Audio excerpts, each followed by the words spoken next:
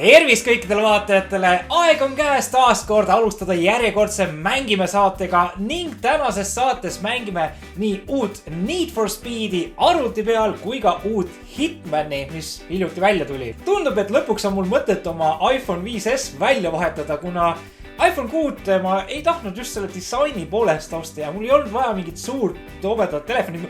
Mõned päevad tagasi nägin 67 bussi peal, kuidas reaalselt üks poiss võttis mingi iPadi ja helistas sellega niimoodi.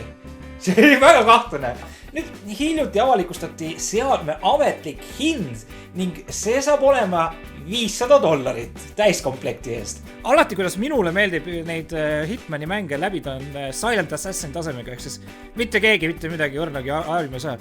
No see pole mitte täpselt nii nagu Gunnar läbis seda, et tappis kõik ära ja kedagi polnud nagu keegi ei näinud mitte midagi, sest kõik oli surnud. Kõik sai surma, kes nägid midagi. Aga me saame veel siin Windowst, Window tinti. Oi Jeesus. Võtame kässari peale.